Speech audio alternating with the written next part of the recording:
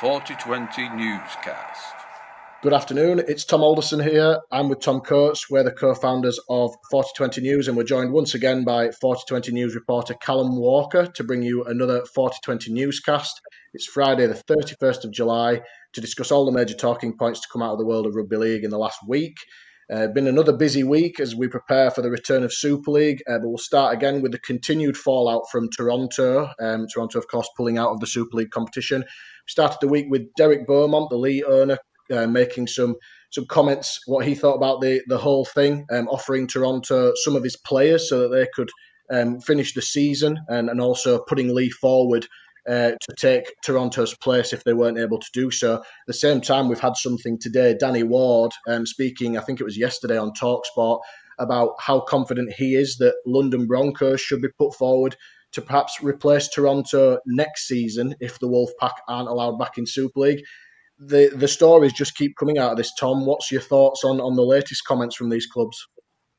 Yeah, you're right. It's not going to go away, is it?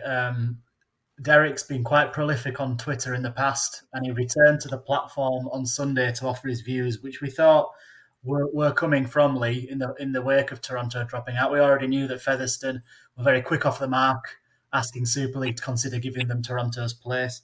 Lee then added their voice to the conversation through Derek Beaumont, the Lee Centurions owner. He actually added in a bit of an equation for Toronto to ponder, and I think it was obviously meant tongue-in-cheek, but it was essentially the offer of six Lee players who can't play to Toronto to help them finish the season, or if they're unwilling to take them up on the offer, to give them the Super League place. So, as I say, I think probably meant tongue-in-cheek, but also designed perhaps to expose the true reasons behind Toronto's withdrawal. And then this morning, in fact, yesterday evening, Mark Wilson, in conversation with the London coach Danny Ward on TalkSport 2's Rugby League show last night, we picked up the piece with Mark's permission this morning on 4020 News. And this is Danny claiming, really, that the Broncos should be seen as being the prime option, the first option, if Super League are to run with 12 teams next season, and if they choose not to go with Toronto. There are a lot of unknowns, and there are three options really in terms of the makeup of Super League. The first one is they reinstate Toronto and run with 12 teams. The second is they demote Toronto and they run with 11. Or the third is they demote Toronto and run with 12. And if they do take the third option, then it's hugely interesting to see how they'll decide that final place. Toronto dropping out would create that opportunity for three teams, four teams really if you count Toulouse, but we have London, who were relegated at the end of last year, and they think that gives them justification. Featherstone, who were the beaten grand finalists last year, think that gives them justification. And then Lee, perhaps as a former Super League club, and obviously the infrastructure they have, definitely think they can support a Super League position as well. So all three clubs would make strong cases, and if they do decide to run with 12 teams and it isn't Toronto, I'll be very interested to see how they make that decision. Yeah, I certainly don't envy Super League as a competition that they're going to have to make those decisions on. Whether they allow Toronto to enter the 2021 Super League competition, and if not, like you say, who do they choose from those candidates? As we've said, Featherstone and Lee already been fairly outspoken about what they think they can bring to the table, and then London putting their hat in the ring as well. So, yeah, certainly don't envy the decision, whichever one they go with. You're certainly going to make a few people in the Rugby League circles unhappy. We'll see how that one unfolds in the coming weeks. Just moving on down to the Championship and League One matters. We obviously had the news recently that the two seasons would be cancelled for the rest of this year, but the RFL are hoping to put together a competition, a cup competition, autumn competition at the end of the season to give the Championship and League One clubs some options and some opportunities to play potentially when crowds are allowed back in. But we have seen through the week numerous clubs declaring that they'll be pulling out, the likes of Halifax, Newcastle, Swinton. Callum, are you surprised to see these clubs not taking the option of potentially entering this cup competition and withdrawing their interest so early?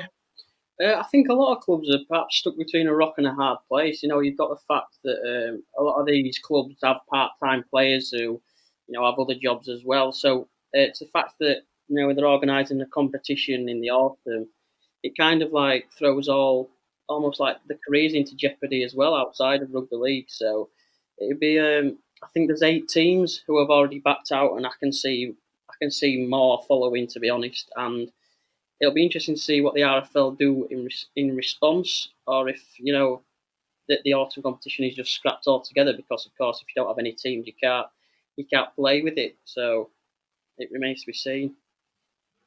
Yeah, I think it sounds like. I mean, I'm not within the RFL circles, but it sounds like it hasn't got the response that they were originally hoping for, with teams pulling out left, right, and centre. As you say, if it continues in this vein, there won't be enough teams to host this competition.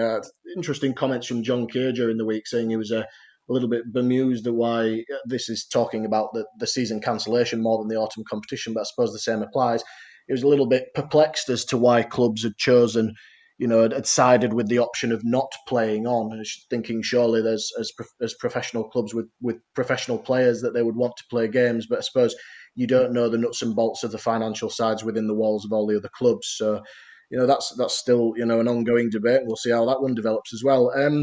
Move across to Australia now. The worst kept secret in the NRL, Sonny Bill Williams, heading back to the Sydney Roosters, the club where he won the 2013 NRL Premiership. It looks as though, I mean, we don't know this for definite, but it looks as though his time at Toronto could be over after just a handful of games. There's been no confirmation from the Roosters as of yet, but all of the reports in Australia are stating it's a done deal. He's reported to be taking $150,000 home for potentially 4 weeks of the regular season and the playoffs. Callum, somebody of Sonny Bill Williams' calibre, he's obviously taking a pay cut from what he's on to Toronto, but that's still huge money for the time he'll be at the club. Do you think that's worth it for what he can bring to already a successful team? Well, if you have a look, he hasn't played in an NRL game for 6 years, so it's a gamble. But Sonny Bill Williams will certainly put bums on seats in that kind of respect. Fact that Sydney, they're heading for trying to go for the 3rd title in a row, it could just give them the edge. You never know. But of course, he'll have to be in quarantine for 14 days until he can start training with his players. And if he's going to settle in Sydney, well, if you have a look at the penthouse suite that he's been given, then who wouldn't take that kind of money and location for 4 weeks? But whether he'll fit in with the Sydney team, I mean, they're already going quite strong in the NRL. Remains to be seen. Really, he's 34 now, so whether he can get back to that kind of, because he didn't really break any pots with Toronto. Remains to be seen whether he can do the same in the NRL. Yeah, I certainly agree with that. You can't really say that we saw the very best of Sonny Bill Williams in his time in Toronto. Not to say that it's definitely over. We'll see what happens next year. But interesting comments from the Roosters coach Trent Robinson during the week, who's pretty much confirmed that he's coming, even though the club haven't yet. What he brings is more valuable in a way off the field, in terms of it. He has that sort of almost aura about him that he'll also have brought to Toronto, where players just lift themselves and become better players around him. So that's a dangerous prospect for the Sydney Roosters. And you'd certainly think with him in their ranks that there'd certainly be a stronger chance of having the three-peat in the NRL Premierships. Moving back to more domestic matters, we had the news of the Challenge Cup. Obviously, we got the news last week that the Challenge Cup would be continuing, but we've since had a big development. The Championship sides have all withdrawn from the competition, which has forced the RFL to redraw the whole round altogether. So there's only 2 fixtures in the next round, which has ended up being Castleford versus Hull and Wakefield versus Catalans, just by the look of the draw. The rest of the teams are straight into the quarterfinals. Tom, was this an inevitable reaction from the Championship clubs, and did the RFL really have any other option after the Championship sides had withdrawn? No, I don't think they had any other option, and they have, as they have for a few weeks now, copped a lot of stick for the handling of the Challenge Cup. But I don't think that's justified. I think they've done the right thing. This whole conversation was triggered, if you like, by Featherstone. He released a public statement querying the fairness of facing Wakefield, which is something we discussed on an earlier newscast episode. But I think since then, the RFL have really grasped it. And we saw in the morning prior to the announcement of the Challenge Cup being withdrawn, the Championship and League One clubs, one by one, were announcing their official withdrawal from the competition. And I think that's been choreographed quite well by the RFL. Obviously, the Championship and League One clubs have been given the nudge that these are the options, and they've been given their cue to announce their withdrawal, which has then cleared the landscape for the RFL to announce a redraw. Now, you get the usual reaction from certain quarters saying, oh, it's corrupt, it's a farce, we should just scrap the competition. We can't scrap the competition for the main reason that it's a central, it's a match that generates a lot of money for the sport, the Wembley Challenge Cup final. We won't see it at full capacity, but there is a strong chance we will see supporters in the stadium.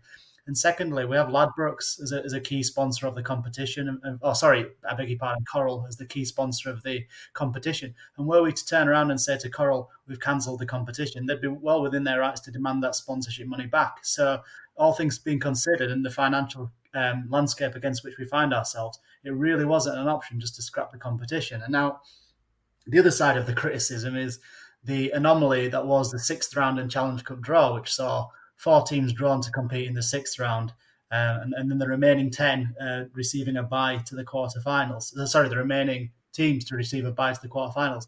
Some people saying this is unfair, teams having to play an extra game.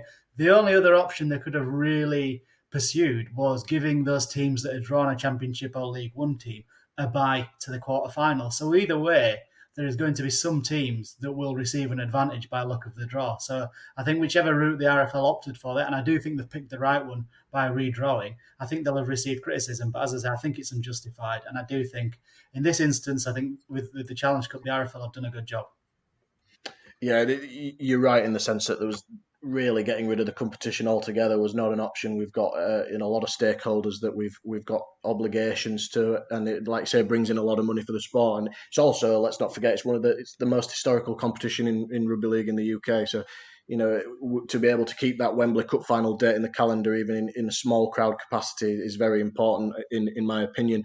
It's very interesting that the draws. I was talking to Andy Last, the whole interim head coach, yesterday after they were drawn against Castleford.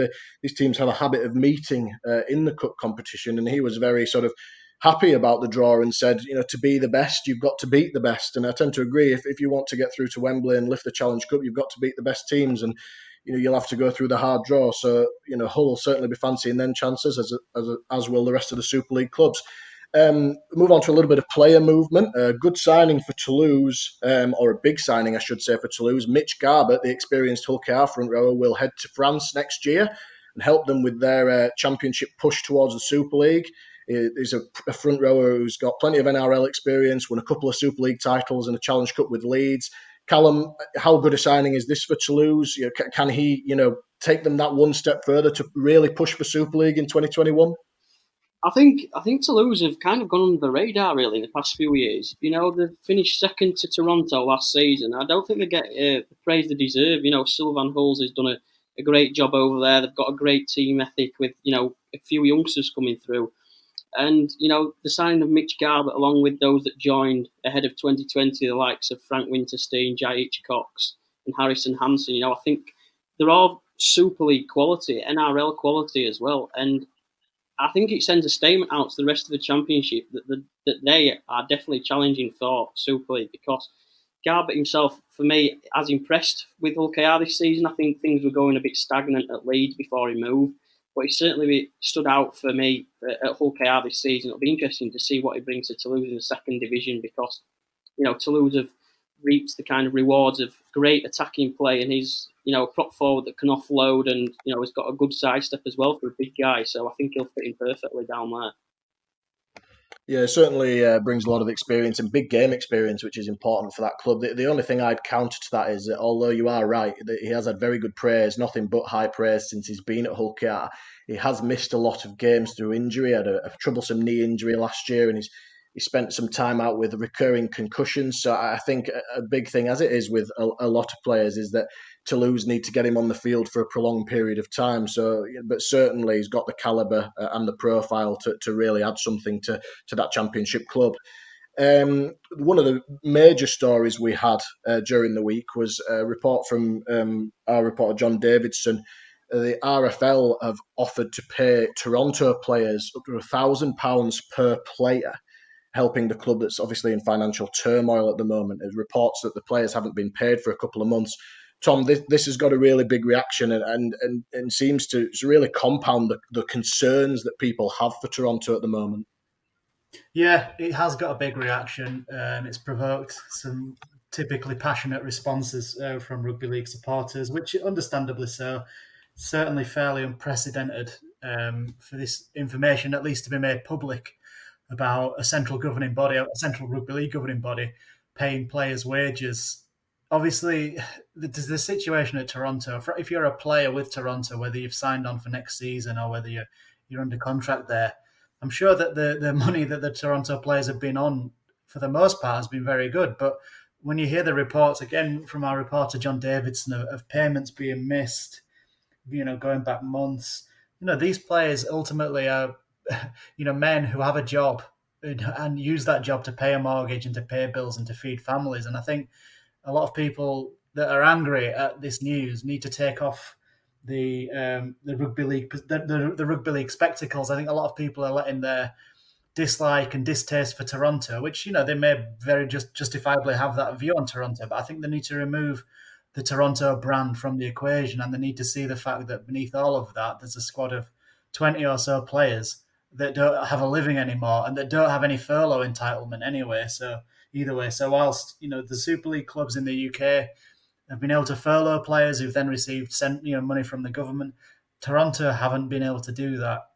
I guess the sour taste above all of it is that David Argyle, the Toronto owner, is a very wealthy man, and it is very, very depressing that we've reached a situation where the governing body is having to pick up the tab, as it were, and help these players pay their salaries. But I hope, as this story rumbles on, and I'm sure we'll hear much more in this Toronto saga, it's not going to go away.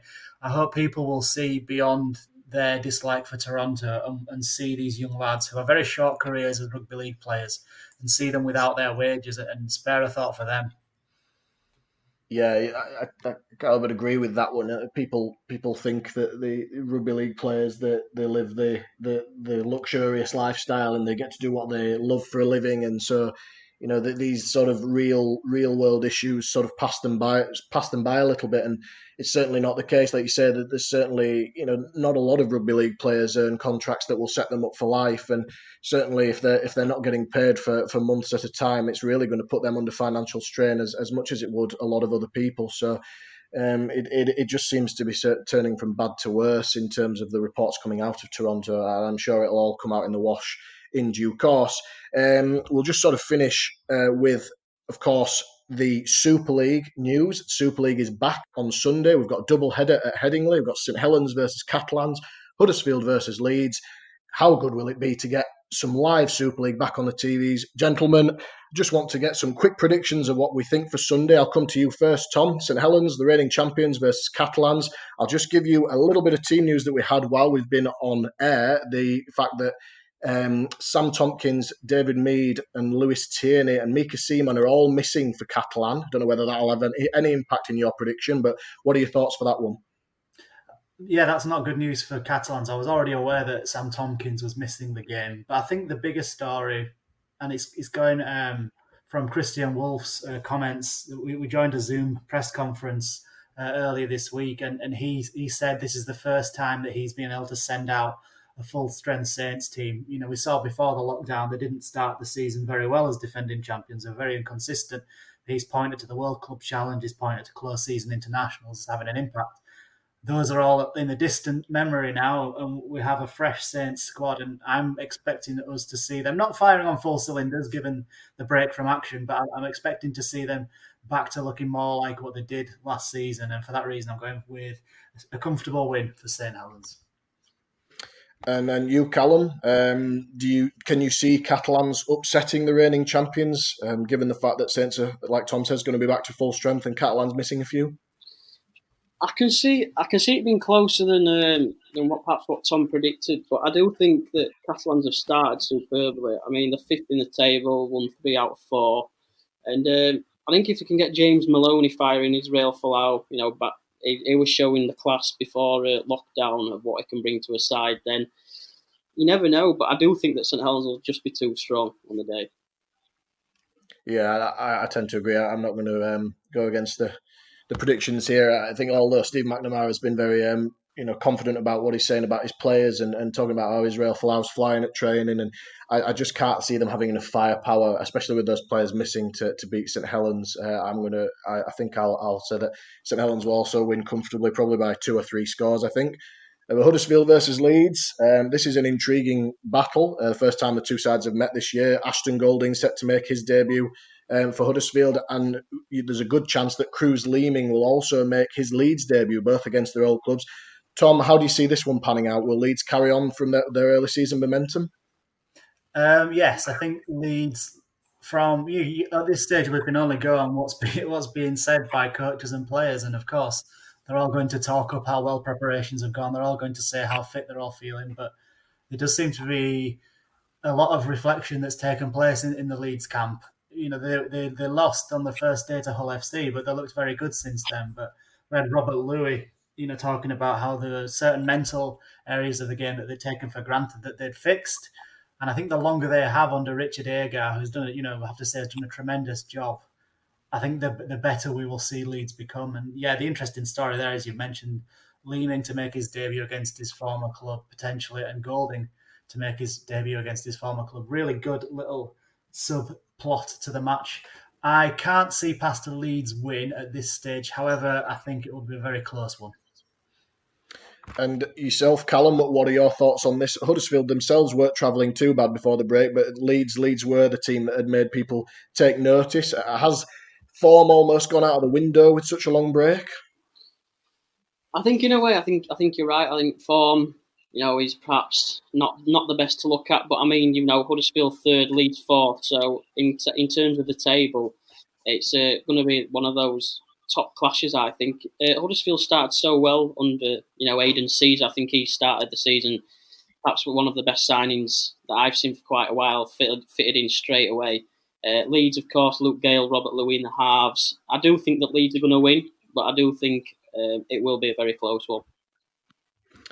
Yeah, it is a very, very intriguing game, like we've said, for so many different reasons. I'm going to go against the narrative here. I might end up with egg on my face this time next week, but I think with Huddersfield are also pretty much full strength. They'll come with not many people giving them too much of a chance. The game's at Headingley. I know that there's no crowd, but there's still the familiar surroundings for Leeds, although this is classified as a Huddersfield home game, which is just very interesting in itself.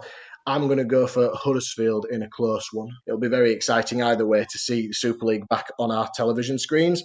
And we'll just finish off with a little bit of League One news during the week. Ottawa Aces confirming their first signing in the club's history of Featherstone halfback Louis Choufré for next season. This was originally reported by John Davidson last week, and he becomes the first name to be added to Laurent Fresneu's roster. So we wish him all the best in his new Canadian venture next year. But that's it for this week's 4020 Newscast. Thank you very much for listening as always. You can check out all the details of the topics we've covered on our website. Please let us know your own views on our Facebook and Twitter channels and join the conversation in our 4020 fans Facebook group. And remember, for all the latest news and magazine content daily, visit 4020.news. 4020 Newscast.